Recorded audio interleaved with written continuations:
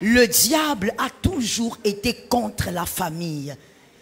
Le pire ennemi de la famille, c'est le diable. Lorsqu'il te voit marié, il n'est pas content. Il fait tout pour vouloir détruire. Mais je dis, le diable a menti, ça ne marchera pas avec toi.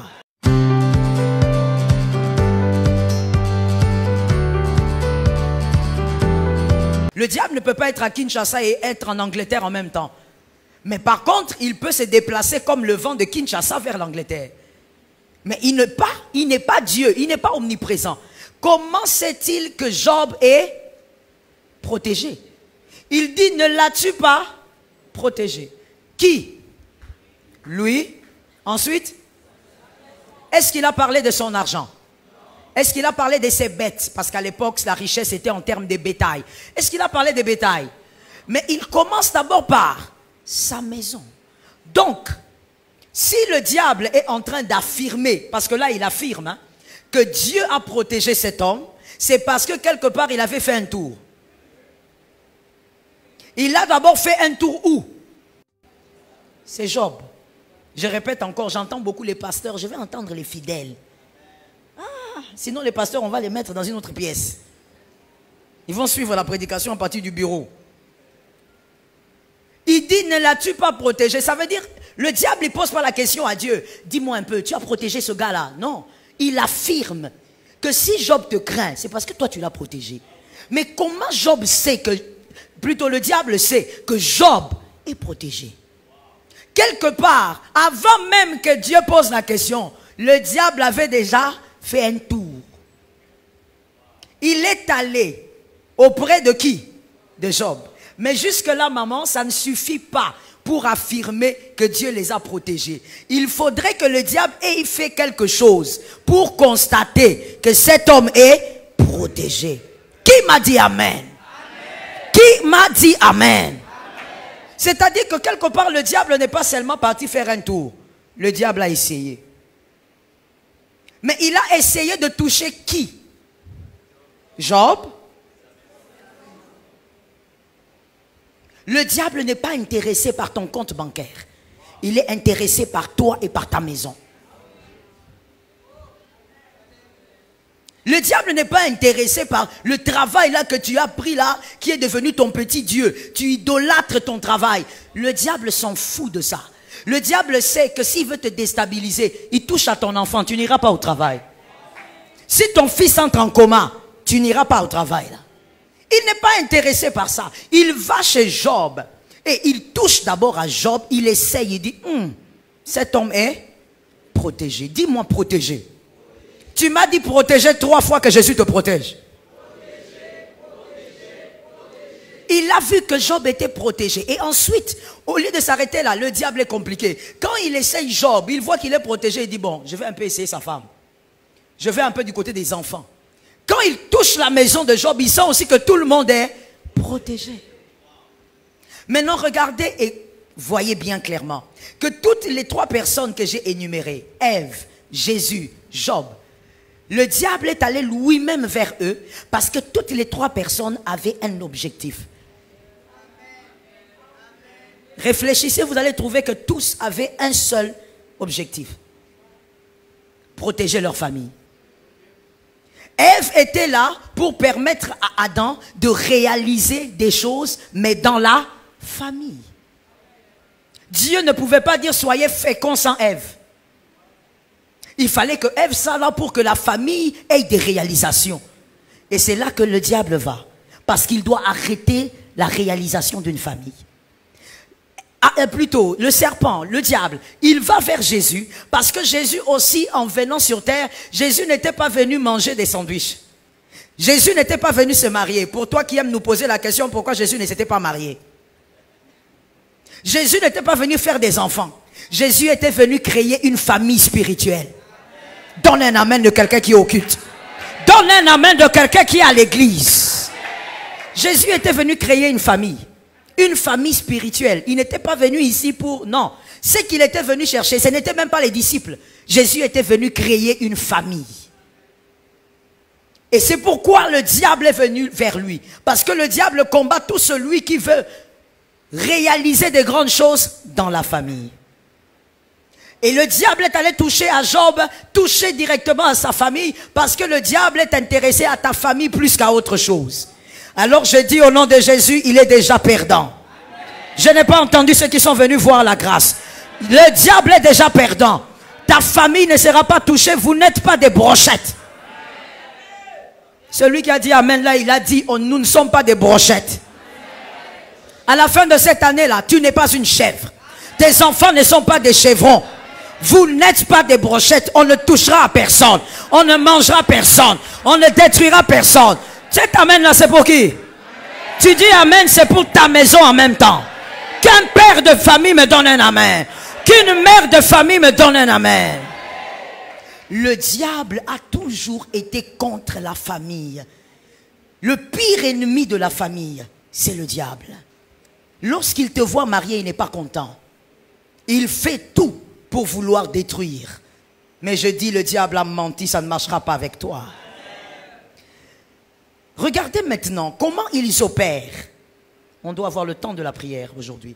Comment ils opèrent la puissance de ténèbres, au fait, ou les pouvoirs des ténèbres. Comment ils opèrent dans les familles? De plusieurs manières.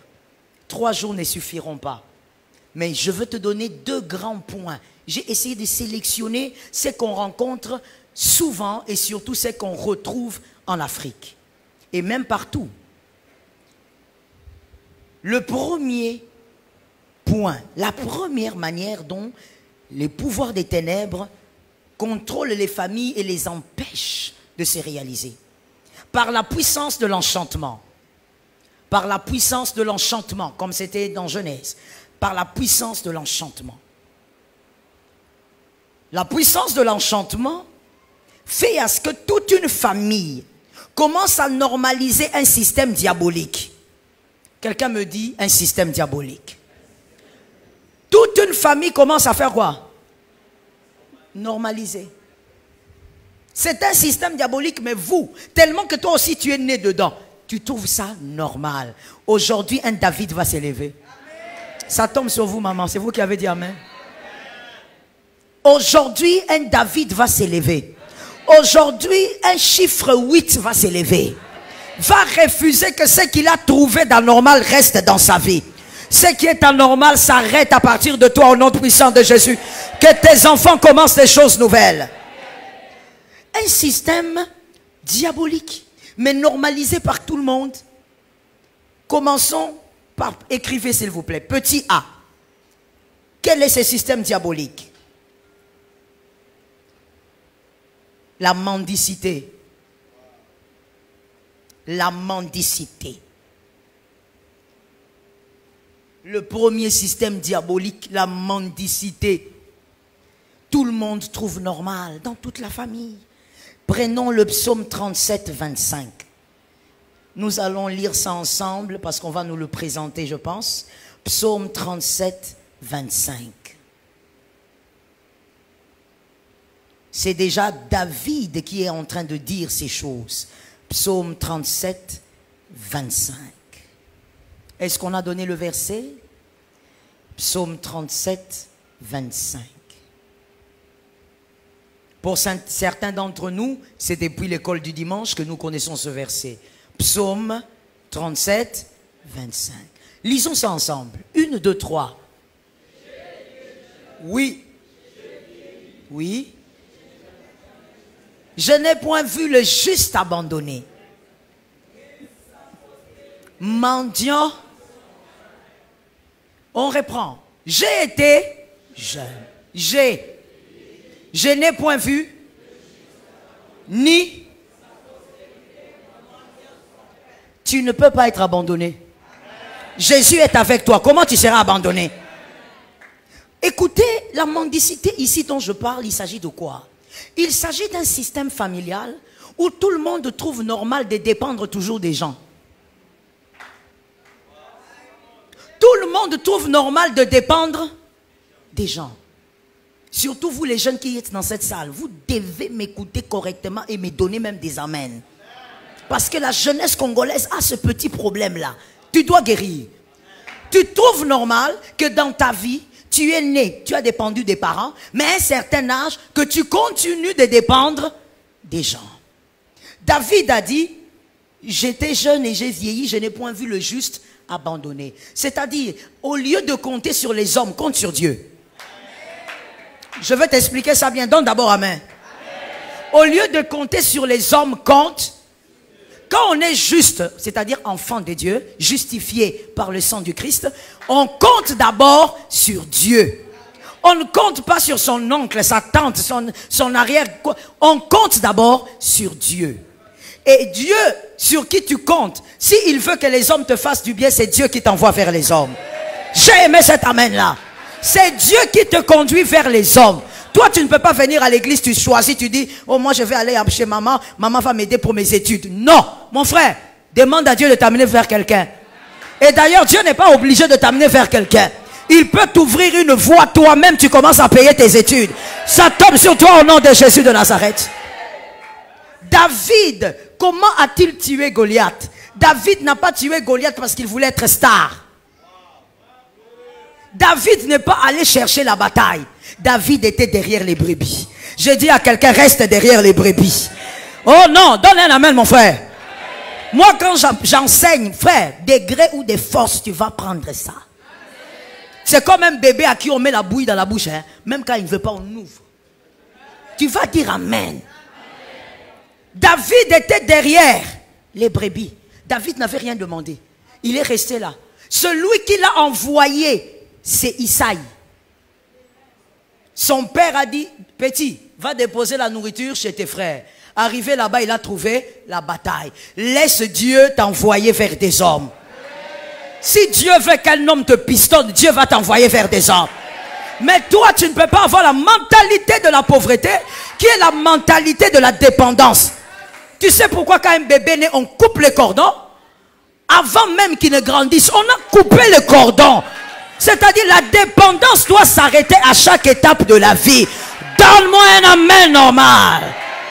À chaque étape de la vie, la dépendance doit s'arrêter. C'est comme ça que quand un bébé naît, on coupe. Toi et maman, c'est fini, oui. Tu ne vas plus manger parce que maman a mangé. Tu vas ouvrir ta bouche et téter toi-même. À un moment donné, on arrive aussi au sévrage. On dit à partir de maintenant, plus de gnognon, commence à manger les légumes. À chaque étape de la vie, on brise la dépendance. Mais il y a des familles sous le pouvoir des ténèbres. Vous avez même trouvé ce système et vous trouvez ça normal. Même pour te marier, il faut que l'oncle donne l'argent. Tu es là même, comme tu es là même, tu as même déjà fait les calculs, que l'oncle va te donner 2000 $, tu vas payer la salle. Comment veux-tu qu'une famille comme ça se réalise? Comment veux-tu qu'une famille là où tout le monde a un système de dépendance arrive à faire de prouesses? Voilà pourquoi je donne un conseil aussi aux parents qui sont là. Même vos enfants, ne les maternez pas trop. Un enfant, let me say it, un enfant on l'éduque, on ne le babyfie pas. Il faut faire une différence. Mais il y a des parents, surtout nous Africains, nous aimons babyfier les enfants au lieu de les éduquer. Un garçon de 35 ans, mais il vient chez toi, maman, il dit, maman, où est la boule? Et toi aussi, attends, non, je prépare. Hein, chéri? C'est ton chéri? Grand comme il est là, c'est ton chéri? Toi, ton chéri, il est déjà vieux. C'est lui ton chéri. Ton mari. Comment ton fils là qui a une barbe comme ça, c'est ton chéri? Chéri, attends, je prépare, non? Tu n'éduques pas, tu babyfies. Voilà pourquoi vous avez des grands garçons qui ne se marient pas. Ils sont remplis dans l'église. Ils lèvent les mains, ils disent, Jésus, soutiens-moi. Jésus t'a déjà soutenu. Il t'a donné un cerveau. Il t'a donné la vie. Il t'a donné la santé. Mon frère, va travailler, épouse ta femme. Donne-moi un amen. Comment veux-tu que les gens se réalisent en famille comme ça? Il y a les ténèbres qui couvrent la famille. On a normalisé ce qui est diabolique. Tout le monde veut dépendre. Oui, tu veux quoi? Tu veux acheter quelque chose? Va voir ta tante là-bas. Quelle mentalité! L'enfant grandit en se disant, quand je dois faire des choses, je dois toujours dépendre de la poche de quelqu'un. Mon frère, ce qui est dans la poche de quelqu'un, ce sont ses calculs à lui. Tu vas devenir jaloux. Tu vas devenir aigri. Tu vas devenir blessé. La poche d'autrui, on ne fait pas des calculs avec. Donne un amen, sors des ténèbres. poche de quelqu'un. On ne fait pas des calculs avec. Oh non, non, l'oncle là, je suis parti chez lui, maman. Maman, je t'assure, ton petit frère, il est devenu dominé par sa femme. Je suis allé chez lui demander l'argent pour les frais scolaires. Tonton me dit qu'il n'a pas d'argent. Mais je l'ai vu en train de donner l'argent là-bas à ses enfants. Ce sont ses enfants. Je vais te réchoquer. Tu seras tellement choqué ce soir que tu auras même du mal à sortir. Tu vas rester seulement sur la chaise comme ça, crispé. Ce sont ses enfants. Mon frère, qu'est-ce que tu espérais? Oh, cet enseignement que Jésus nous soutienne. Ça va bénir tout celui qui croit, mais ça va beaucoup plus nous bénir, nous les Africains. Parce qu'il y a des réalités qui ne se passent qu'en Afrique. Laisse-moi te le dire avant même d'avancer. Mon frère, il a 10 $. Son garçon, on lui a dit, papa, j'ai besoin de 5 $ à l'école, là-bas on a demandé. Toi aussi tu viens, tu dis, oncle, j'ai besoin de 5 $. L'argent là va sortir, il va donner à son garçon. Maintenant toi tu souffres pourquoi? Il fallait que votre papa travaille aussi. Ça sera très compliqué aujourd'hui, hein? Pasteur Michel, ça sera compliqué. Il y a des gens qui vont vous dire, pourquoi vous avez invité cette maman-là? Dis à ton frère, on va nous choquer ce soir. Il fallait que votre papa travaille. Mais si papa aussi a raté certaines choses, toi-même tu es là, non? Toi tu n'as plus l'âge de compter sur papa. Toi-même fais les choses que papa n'a pas pu faire. Fais les choses que maman n'a pas pu faire. L'esprit des ténèbres impose la dépendance dans toute une famille et toute la famille commence à trouver ça normal. Lorsque vous avez quelqu'un qui sort d'une famille pareille, quand elle vient à l'église, elle va vouloir aussi que quand elle vient, il faut que quelqu'un lui paye le transport. Quand on ne lui paye pas le transport, elle commence à se plaindre, sans comprendre que quand on te donne les transports par l'église, c'est parce que l'église veut seulement te soutenir. Je donne un autre exemple. Quand quelqu'un sort d'une famille pareille, il va commencer à revendiquer ce qui est en réalité le produit d'une faveur. Je vais répéter ça parce qu'il y a des gens qui n'ont pas bien compris. Quand quelqu'un sort d'une famille comme ça et lui-même a la mentalité de la dépendance, quand il arrive quelque part, que ce soit à l'église, que ce soit au travail, peu importe, il va commencer à revendiquer ce qui est en réalité le produit d'une faveur. On te fait une faveur, je donne un exemple, peut-être avec les exemples tu vas comprendre. Toi tu sors de chez toi, tu dois aller au travail. Mais à chaque fois que tu vas au travail, il y a aussi dans le quartier un collègue qui va aussi presque au même lieu. Alors quand il t'a localisé, il a dit, ah mon frère, au lieu que tu prennes la moto comme ça très tôt, quand moi je pars, hein, profite aussi de la voiture. Ah d'accord, il n'y a pas de problème. Faveur ou pas faveur? C'est faveur ou mérite? Alors toi maintenant, quand tu sors d'une famille où on a abîmé déjà ton mental, tu trouves la dépendance normale. Le jour où tu sors, on te dit, ah non, il était déjà parti. Oh, il m'a laissé pourquoi? Comment il m'a laissé? Moi, vous voyez ces genres d'hommes-là. Moi, il joue avec moi maintenant. Il joue avec moi. Et on t'aide. L'aide n'est pas un droit. Dis ça à ton frère. Tu n'as pas bien parlé, dis bien à un autre frère, l'aide n'est pas un droit. On t'aide. Mais quand quelqu'un sort d'une famille pareille, il va commencer à revendiquer des faveurs. Toi tu revendiques quoi? On t'a fait seulement du bien. Une mentalité de pauvreté. Et regardez le problème, quand on est un garçon, une fille qui sort d'une famille pareille, tu vas aussi engendrer des mendiants. La Bible dit, le juste n'est pas abandonné, sa postérité ne fait pas quoi? Mendie le pain, non. La postérité va manger le pain de la sueur. Mon frère, lorsqu'on mange le pain de la sueur, on est fier. Ah oui, oui. C'est ce que Dieu avait déclaré sur l'homme et la femme. Et dans la nouvelle alliance, non seulement nous mangeons le pain de la sueur, mais en dehors de la sueur, il y a la grâce qui nous localise. On est fiers. Mais toi, tu vas engendrer aussi des enfants qui vont devenir des mendiants. Il y a des enfants, je connais un couple, mon frère, que Dieu ne fasse jamais de toi ce genre de couple au nom de Jésus.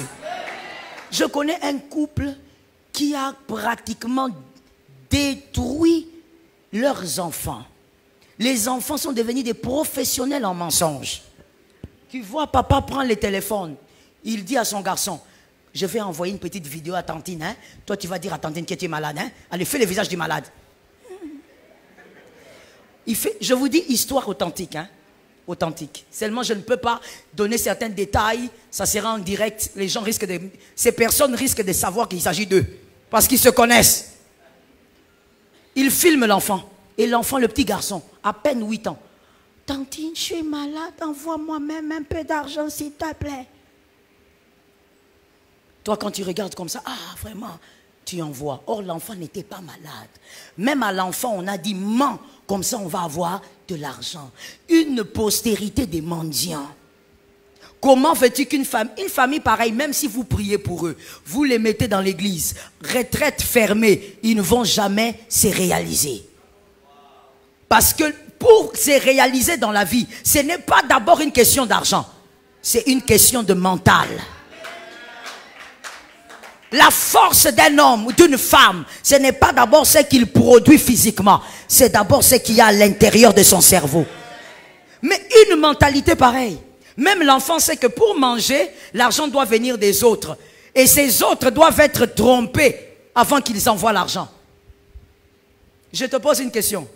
Pourquoi toi tu penses que ton frère qui est à Bruxelles doit toujours t'envoyer des westerns? Soulève la tête, mon frère, soulève la tête. Pourquoi tu penses que toi qui es ici à Kinshasa, que ton frère, ta soeur qui est au Canada, doit toujours t'envoyer des westerns? Toi, tu ne peux pas envoyer. Il y a quelqu'un qui a dit, hey, tu as vu la mentalité de la mendicité? Pourquoi toi, tu ne peux pas envoyer? Eux, ils n'ont pas de besoins. Ils n'arrivent pas qu'ils soient coincés financièrement. Bien sûr que si. Mais pourquoi toi tu ne penses jamais? Il peut t'arriver aussi d'attraper un $200. Ne peux-tu pas dire, ah, je vais un peu envoyer même un $20 au petit frère qui est à Bruxelles? Pourquoi pas? 220 €, pourquoi pas? Non, parce que toi tu penses que c'est seulement toi qui dois prendre. Qu'il me donne. La main qui reçoit sera toujours dominée par la main qui donne. Je répète ça surtout pour les jeunes. La main qui reçoit sera toujours dominée par la main qui donne. Toujours la main tendue. Qu'il m'envoie de l'argent. J'en ai besoin. C'est la fin de l'année, n'est-ce pas?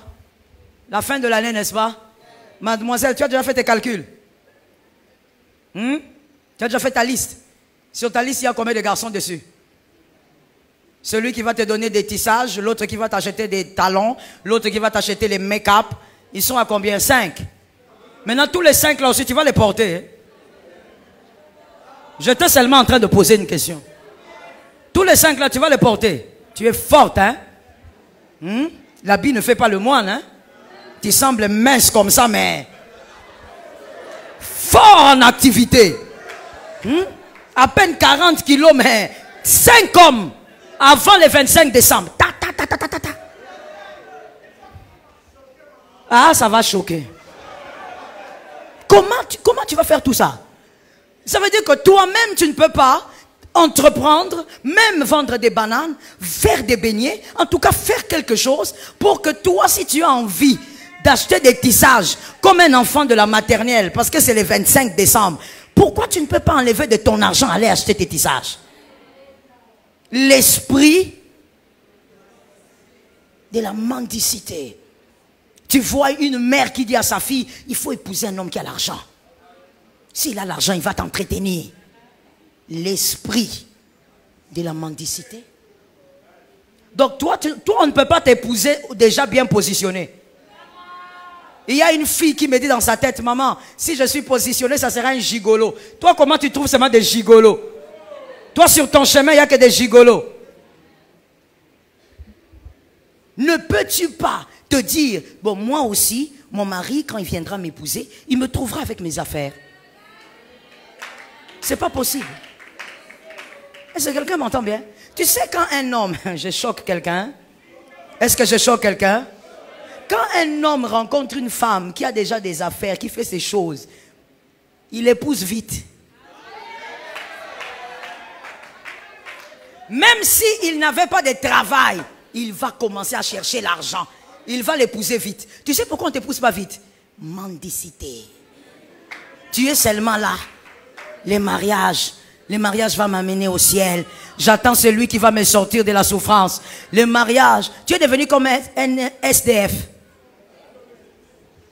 Voilà pourquoi quand l'homme aussi vient chez toi, il dit, ah bon, je vais t'épouser en décembre. Ne t'en fais pas chérie, prie, prie. Il a fait de toi une intercesseuse alors que tu n'as jamais été. Tu commences, Jésus, au nom de Jésus, je vais me marier. Arrivé en décembre, bon chérie, écoute, les calculs sont compliqués. Hein. Moi, c'est moi ici, on m'a pas bien payé. J'ai beaucoup de choses à faire, tu sais. Il faut être consciente. Je t'épouse en janvier. Tu sais pourquoi on te renvoie comme ça, comme une balle de tennis? Tu es légère, balle de tennis. Quand on jette ça, ça va loin. Tu dois peser. Il faut peser. Ça veut dire l'homme lui-même, quand il te regarde, il dit, si je ne l'épouse pas vite, quelqu'un va prendre. Mais toi, même quand il te regarde, il dit, lui-même t'expose. Prenez-la si vous voulez. Il sait que personne ne te prendra. Tu seras là, moisi. Ma soeur, mon frère, l'esprit de la mendicité est une réalité. Et ça s'impose dans les familles. Les familles croupissent dedans. Comment pouvez... Et vous savez, quand une famille a cet esprit, même quand vous donnez à quelqu'un, un garçon ou une fille, prends 3000 $, commence, fais quelque chose, il va te revenir. Quand il y a cet esprit-là dans la famille, il va te revenir, il ne fera rien avec les 3000. Il va prendre une partie, il dit, il met dans tel commerce, ça meurt. Il prend le peu qui restait, il met dans une autre affaire, ça meurt. C'est tout un pouvoir. Au nom de Jésus, toi tu sors de cet espace. Cet amen m'a intrigué. Au nom de Jésus, tu sors de cet espace. Tu ne peux pas vivre dans la mendicité. Regarde ce que Jésus a fait. Jésus, j'ai refusé de prendre l'exemple d'un apôtre. Ça pouvait être bien, mais j'ai préféré prendre l'exemple du maître lui-même. Matthieu 17, 27. Matthieu 17, 27. Simon vient dire à Jésus, on nous accule pour l'impôt. Alors Jésus dit, ok. Il dit à Simon, va à la mer. Il ne lui a pas dit, donne-moi, reste là Simon. Ces gens jouent avec moi, moi je suis le fils de Dieu. Je lève la main, argent tombe. Je vais choquer, hein. Jésus n'avait pas besoin de faire apparaître l'argent dans les poches. Il n'en avait pas besoin. Il a dit à Pierre, toi comme tu es là, vas-y, va vers la mer. Arrive à la mer, jette l'hameçon. C'est-à-dire, on va payer l'impôt, mais pas avec paresse. Celui qui a multiplié le pain, il a pris le panier, il a prié, il y a eu multiplication. Il pouvait aussi faire apparaître la monnaie. Mais il a dit, va là-bas, tu arrives, jette l'hameçon, attends le poisson. Quand tu auras pêché le premier poisson, ouvre sa bouche, il y a la monnaie dedans. Prends ça, paye l'impôt. Même Jésus, il a manifesté une indépendance financière. Jésus n'a pas dit, voilà, je vais aller dans la maison de tel, il va me donner, Zachée, donne-moi un peu l'argent là-bas, je vais payer l'impôt. Non, Jésus est allé chercher l'argent de son impôt. Et il a dit à Pierre, tu auras de l'argent pour payer pour moi et pour toi. Pas de dépendance financière, non. Toi, tu aimes ça. Tu aimes être entretenu. Tu aimes que les gens seulement dépensent pour toi. Mon frère, toi aussi dépense pour les autres. Voilà pourquoi la Bible a dit, il y a plus de joie à donner. Car toi, tu aimes seulement recevoir. On doit me donner. Vous savez, il y a des gens, quand ils sortent des familles pareilles, quand on organise les agapés à l'église, ce sont ces gens-là qui se battent pour les sandwichs.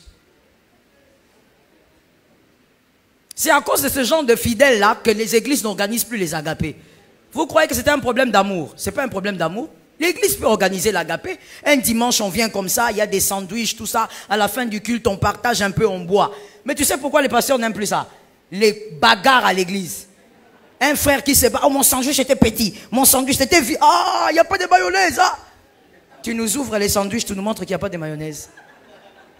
Vous voyez l'esprit de la mendicité. Ça veut dire que tu te bats pour un sandwich, mon frère. Ça, c'est juste un partage fraternel. Tu vas aller manger chez toi. Non, lui, il veut toujours recevoir. Donnez-lui. Écoute, La mer, l'océan, le fleuve. La mer, l'océan, le fleuve. Qu'est-ce qui est plus grand? L'océan. Et c'est l'océan qui avale toutes les saletés possibles. Quand tu vois de l'extérieur, de la vue au-dessus, tu vois que c'est beau à voir. Mais quand on va en profondeur, toutes les saletés possibles se trouvent là-bas.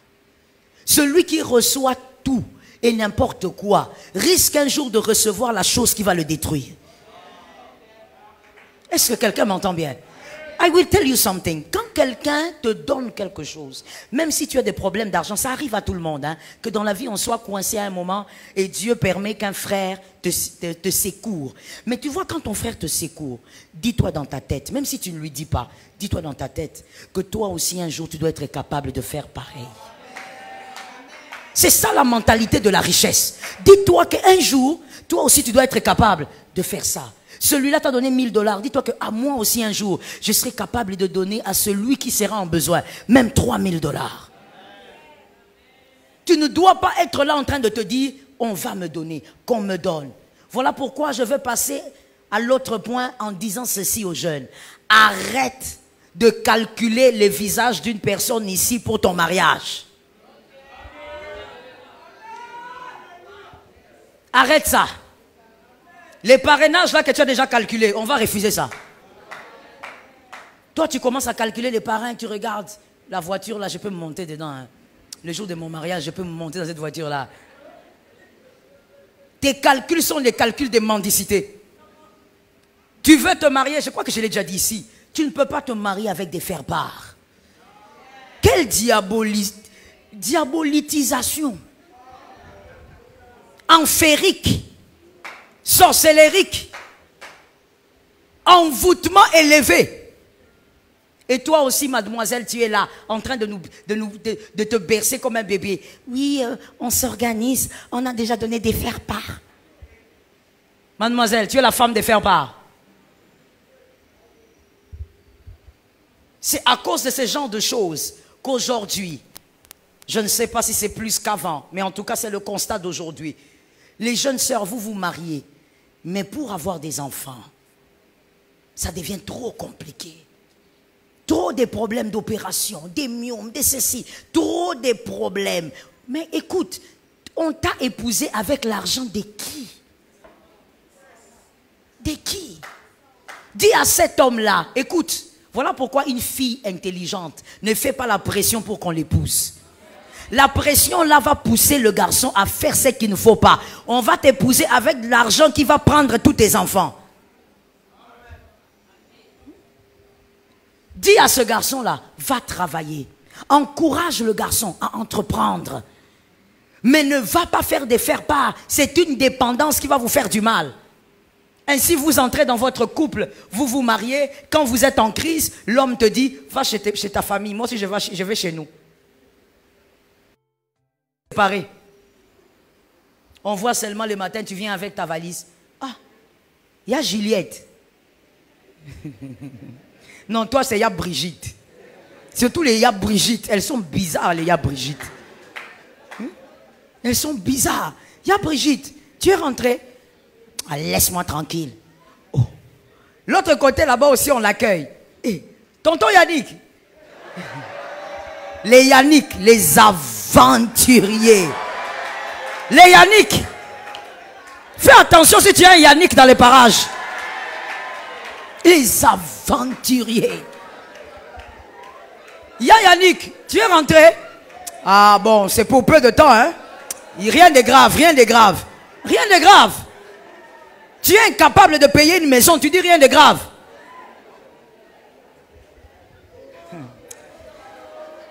Sors de là au nom de Jésus. Sors de là au nom de Jésus. Cet esprit de dépendance doit te quitter. Vous voyez un monsieur, ça aussi ça m'avait épaté. Un monsieur qui est là, je lui pose la question. Madame a bien accouché? Oui, oui, oui, pasteur, madame a bien accouché. Ah, gloire à Dieu. Mais finalement, madame sort de l'hôpital quand? Bon, maman, ça, ce n'est pas un problème. Hein. J'attends mon cousin. J'ai dit, pardon? Non, maman, j'attends mon cousin. Ton cousin? Pourquoi? C'est les médecins? Non, non, non, maman. C'est lui qui doit payer. Donc toi, tu montes, lui, il paye. Comment tu me regardes comme ça? Tu n'es pas mineur. Tu es mineur? Je parle aux majeurs, non? Donc toi, tu chevauches et quelqu'un d'autre paye. Oh! Et tu as le courage de prendre ton téléphone et de dire, hé, cousin, en tout cas, ma femme a mis au monde, hein? On t'attend. Et toi aussi, la femme là-bas, avec ton masque d'accouchement. Les filles, vous êtes des aventurières, hein? Tu attends le cousin. Tu n'as même pas honte. Tu ne peux même pas dire à ton mari, chérie, j'ai honte des choses comme ça. Non, tu es là en train de sourire. Des selfies. Voilà pourquoi j'ai l'habitude de dire aux gens, mon frère, il faut arrêter de te fier aux réseaux sociaux. Tu vas avoir une crise cardiaque pour quelque chose qui n'existe pas. Je reprends la phrase.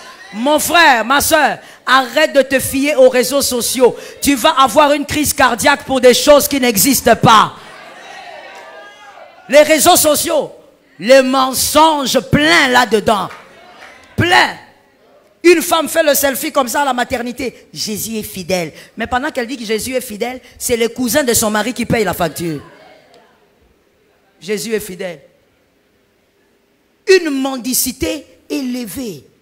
Je dis à quelqu'un, pour ne pas vivre dedans, demande au Seigneur de changer ton mental. Ton mental doit être renouvelé par la connaissance. Tu dois savoir que Dieu t'a créé comme un champion. Dieu t'a créé comme une championne. Vis comme un champion. Dieu, s'il veut que les hommes t'aident, lui-même va s'organiser. Toi, ne fixe pas ton regard sur les hommes. Regarde Jésus et Jésus s'occupe de toi. Celui qui a reçu m'a donné un amen. Je finis par ces ténèbres-ci. Je t'avais dit que le premier système, c'était le petit A, n'est-ce pas? La mendicité. B, le deuxième système diabolique que les ténèbres imposent sur les familles. Le transfert de l'autorité paternelle.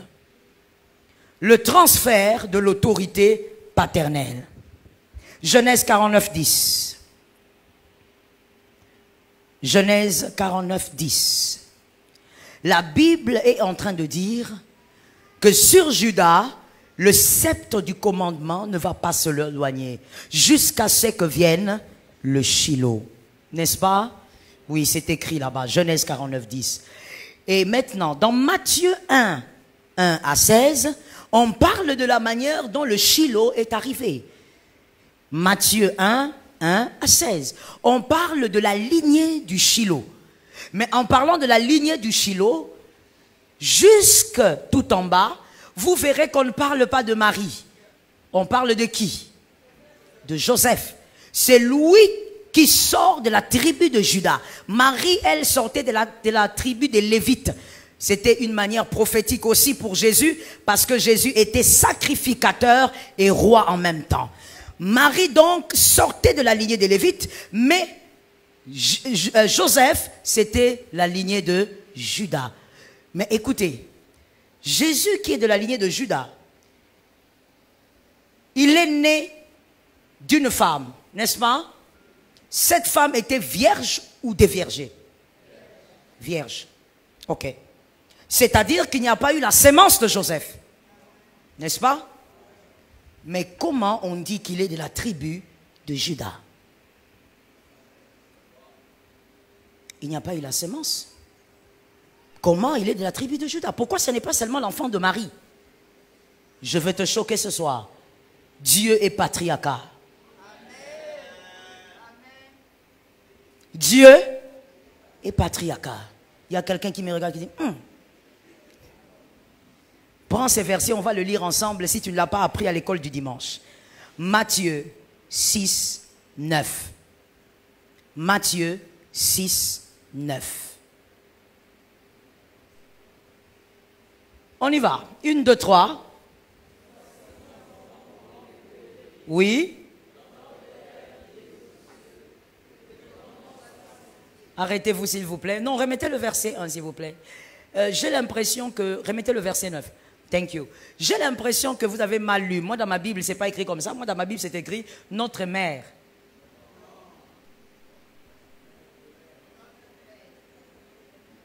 C'est mère ou père? Pourquoi c'est pas mère? Non, tu n'as jamais... Oh, quelqu'un a dit Dieu n'est pas mère. Comment ça? Hein? Comment ça Dieu n'est pas mère?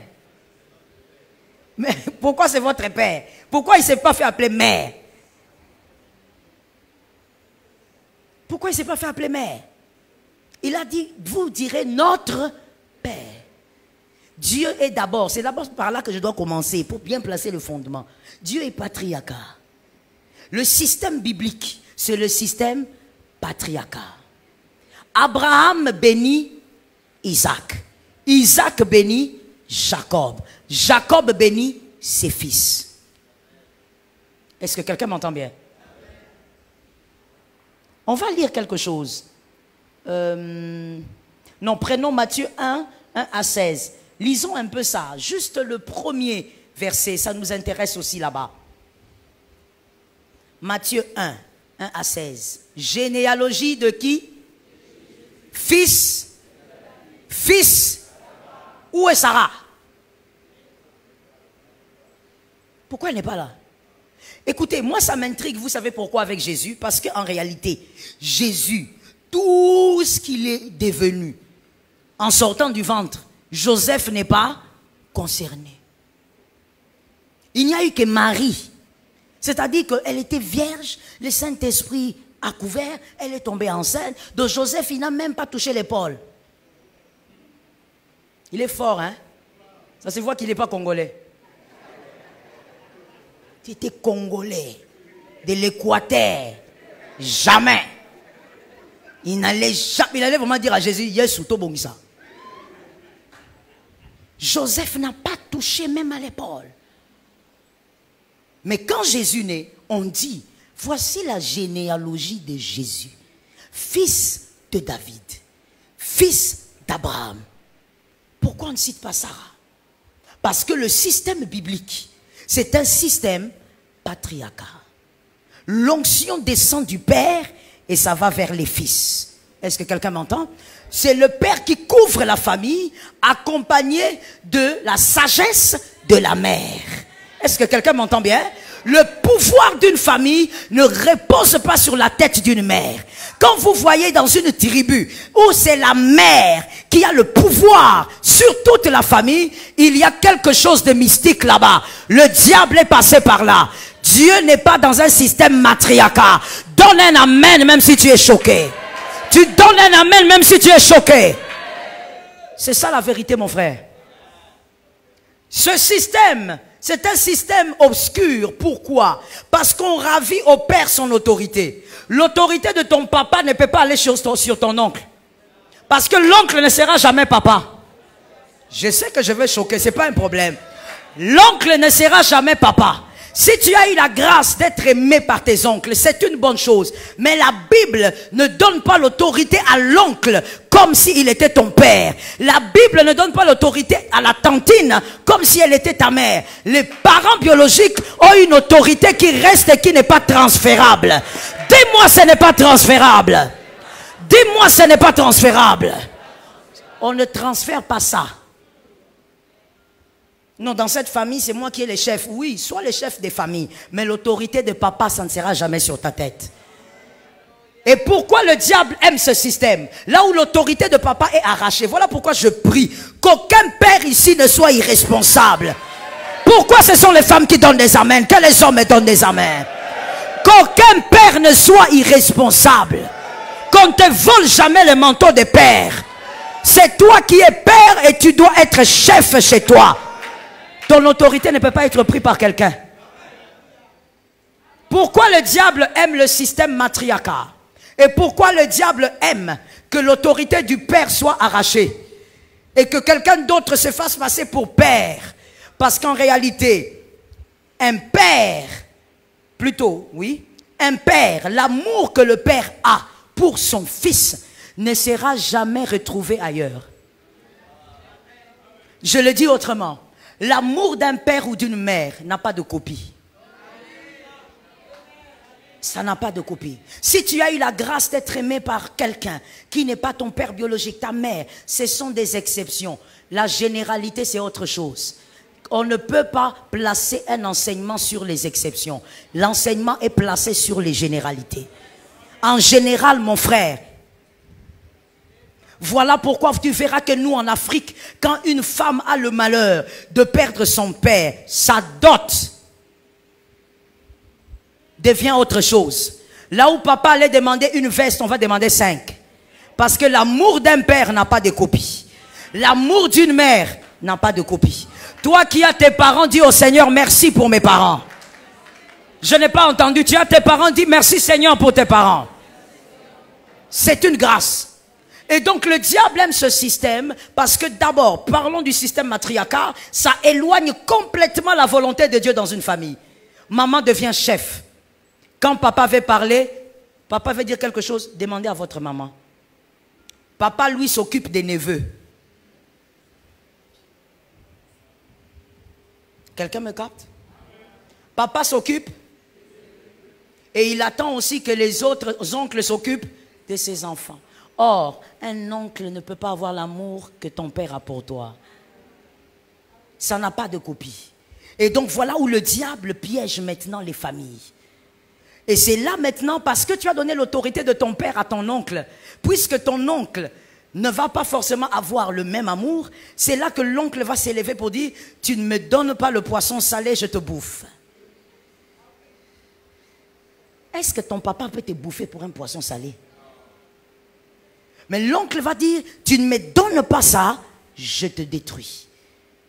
Pourquoi ça va marcher avec toi, même si tu es chrétien?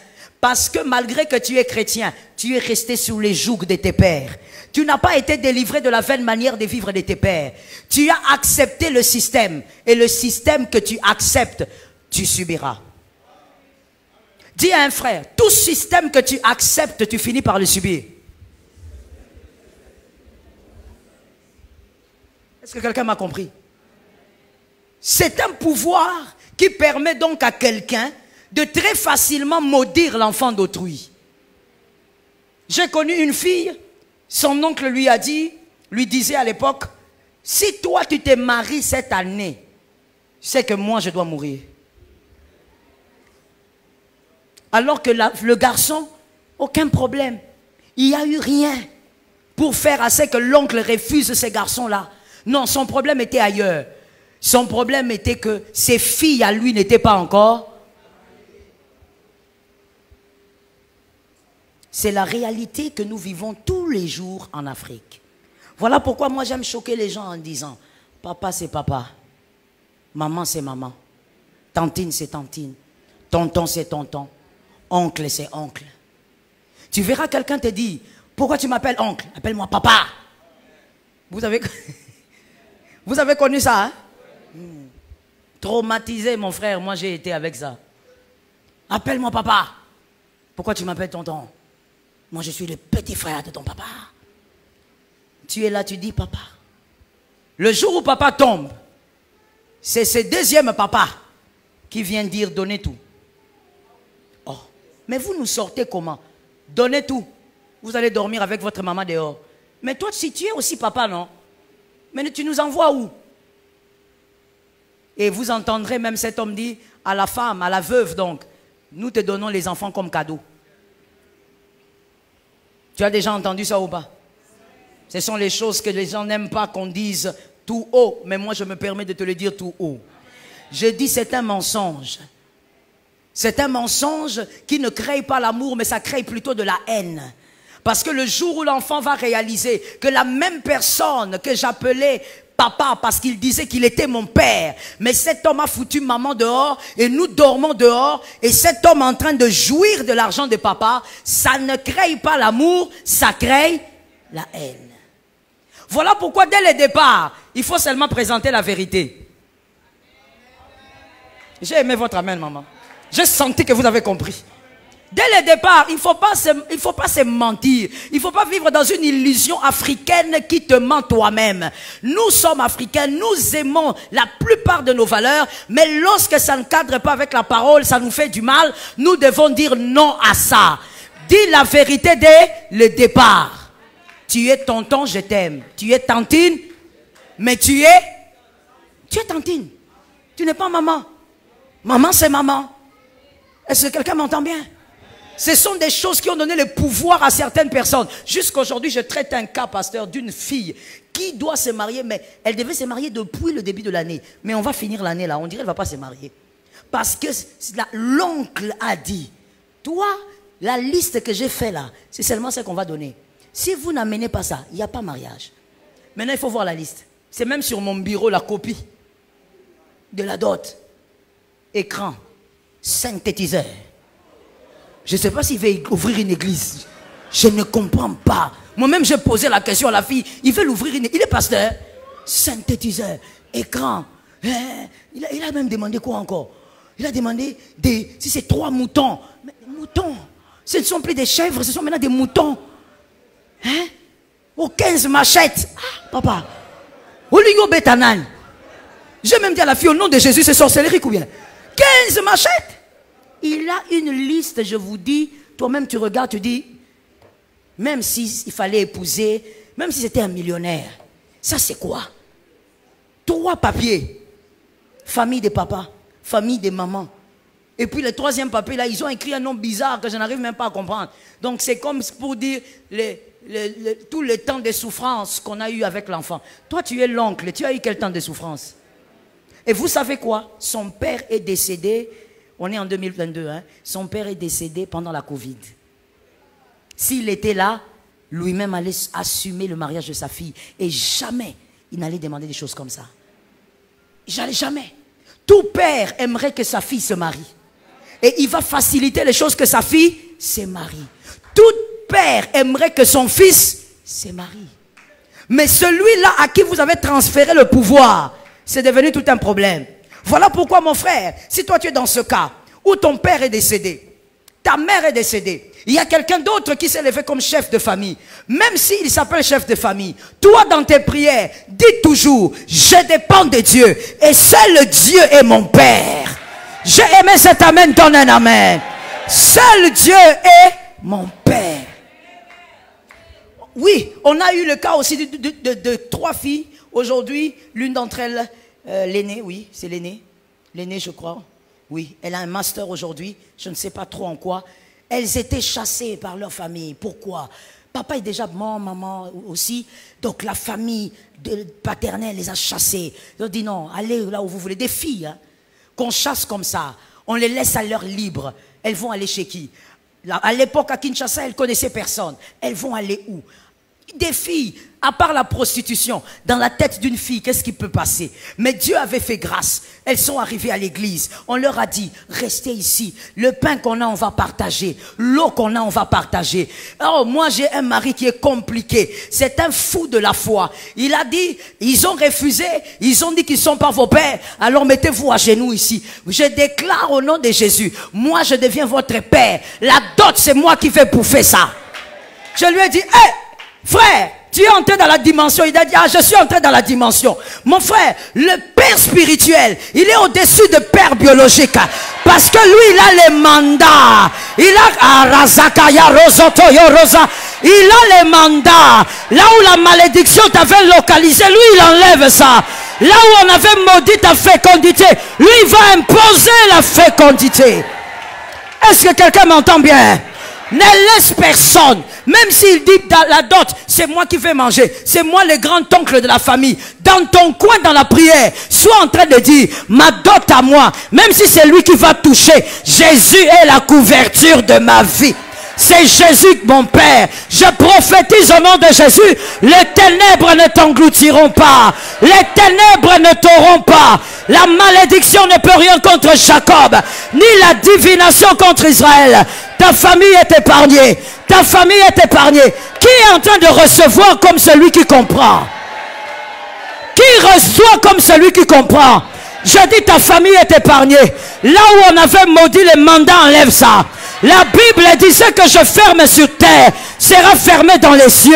Je déclare au nom de Jésus, toi tu n'es pas maudit, toi tu n'es pas maudit, toi tu n'es pas maudit, toi tu n'es pas un échec, tu es un champion, tu es un guerrier, tu es un victorieux, ça marchera avec toi, tu es l'étoile de la famille, tu es le joker de Dieu, Dieu va t'utiliser dans ta famille, avec toi ça marchera.